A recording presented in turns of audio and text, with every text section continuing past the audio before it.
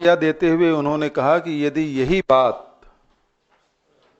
दुनिया के किसी और देश में कही गई होती तो उनके खिलाफ एफआईआर दर्ज हो चुका होता और उसे गिरफ्तार कर लिया गया होता। लेकिन दुर्भाग्य कि ऐसा नहीं हुआ और मोहन भागवत जी और उसके संगठन के लोग संविधान के बारे में समय समय पर बयान देते रहे। उससे स्पष्ट हो जाता है कि वो संविधान को नहीं मानते, संविधान को बदल देना चाहते हैं। उनके सांसदों तक ने कहा कि हम संविधान बदलेंगे। ये इस बात से स्पष्ट हो जाता है कि मोहन भागवत जी संविधान को नहीं मानते। वो तिरंगा को भी अंगीकार, उनको 52 साल लगे तिरंगा को अंगीकृत करने में। आरएसएस का इतिहास जिस प्रकार से आप सब जानते हैं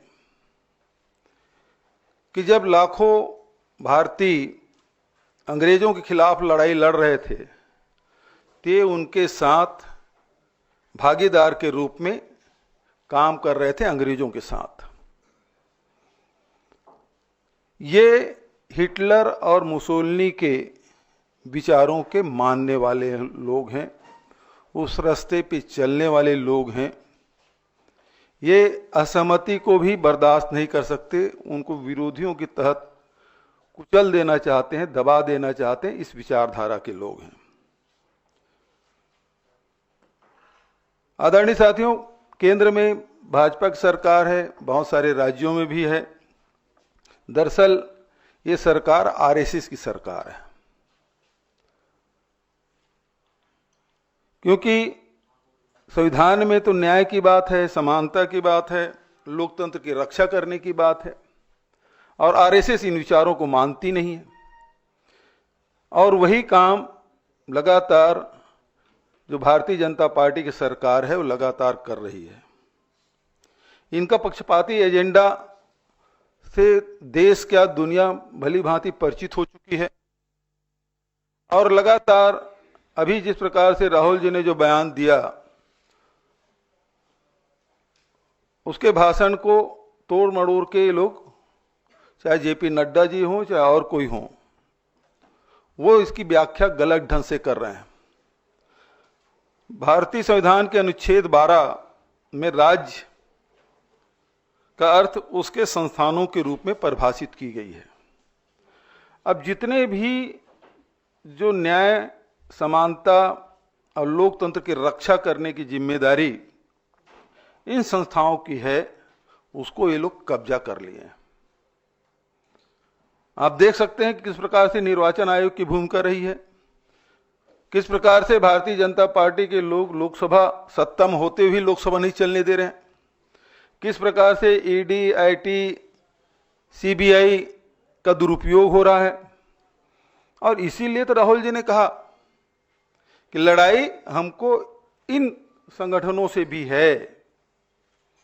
स्टेट का मतलब ही यही है कि उनके जो अनुच्छेद 12 में जो परिभाषित किया गया है उससे स्पष्ट है कि इन संस्थानों में ही उनकी शक्तियां हैं, और उन शक्तियों को या तो काबिज कर लिए हैं या उन्हें डरा धमका के अपने अनुरूप फैसला करा रहे हैं। तो इसलिए जो हमारी लड़ाई है केवल आरएसएस या बीजेपी से नहीं, बल्कि जो इस संगठन को कब्जा कर लिए हैं, जो हमें न्याय दिलाती है, जो हिंदुस्तान की जनता को न्याय दिलाती है, उस पर कब्जा कर लिए हैं, उनके खिलाफ भी हमारी लड़ाई है। और इसको लगातार ये लोग दूसरे ढंग से परिभाषित करने के, दूसरे ढंग से व्याख्या करने की कोशिश कर रहे हैं, जो निंदनीय है। कम से कम आरएसएस और बीजेपी के लोग कांग्रेस के कार्यकर्ता, कांग्रेस के नेताओं को देशभक्ति के पाठ ना पढ़ाएं, हमें ना सिखाएं कि देशभक्ति क्या है।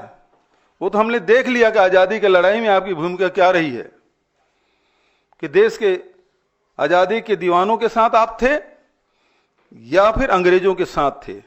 ये पूरा देश ने देखा है। आज लगातार इन संगठनों के माध्यम से कब्जा करके सामाजिक संरचना और आर्थिक नींव को कमजोर करने का काम भारतीय जनता पार्टी आरएसएस सरकार कर रही है।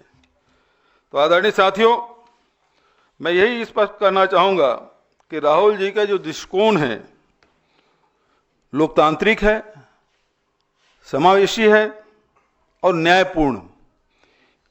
ये जो मूल सिद्धांत है इसको लेकर आगे बढ़ रहे हैं और इन सिद्धांतों के खिलाफ जो भी सामने होगा या जो भी रोड अटकाएगा उसके खिलाफ कांग्रेस पार्टी और हमारे नेता राहुल जी लड़ाई लड़ते रहेंगे। अब आपके तरफ से कोई सवाल हो तो सादर आमंत्रित।